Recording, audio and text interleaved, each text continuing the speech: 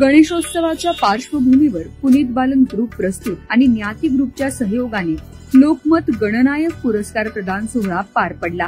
या निमित्ताने गणेशोत्सवात महत्त्वाचे काम करणाऱ्या व्यक्तींचा, संस्थांचा सन्मान व्हावा हा या मागचा हेतू होता।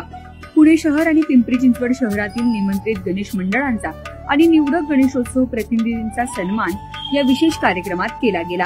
यंदाच्या गणनायक पुरस्कार वितरण सोहळ्यासाठी केंद्रीय राज्यमंत्री मुरलीधर मोहोळ, पुण्याचे पोलीस आयुक्त अमितेश कुमार आणि पुनीत बालन ग्रुपचे अध्यक्ष पुनीत बालन यांची विशेष उपस्थिती होती।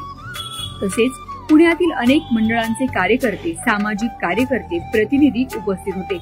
महाराष्ट्रातील गणेशोत्सव हा केवळ धार्मिक नाही तर सामाजिक आणि सांस्कृतिक महत्त्वाचा उत्सव मानला जातो।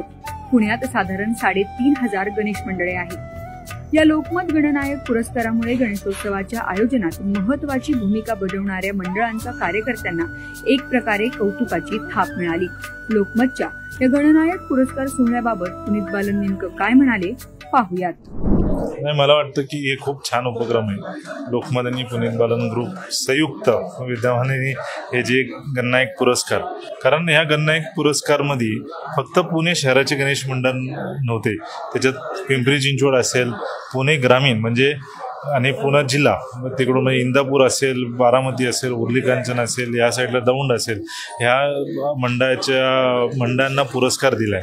तर मी लोकमतचं मनापासून अभिनंदन करेल। मला एवढंच म्हणायचं आहे की ही जी हॉल आहे, जागा आहे, ही कमी पडली असं यावर्षी वाटतंय। तर पुढच्या वर्षी मी सगळ्यांना विनंती करेल की चांगल्या ठिकाणी बालगंधर्व किंवा मोठ्या हॉलला ही पुरस्कार घ्यावं आणि असंच हे तीची गणपतीची जी संकल्पना आहे लोकमतची, ते वर्षानुवर्ष असं चालू राहू द्या आणि त्याला खंबीरपणे आम्ही पाठिंबा देऊ। हे मी 100% ऑन स्क्रीन आणि आपले आवटे सरांना आश्वासन देतो।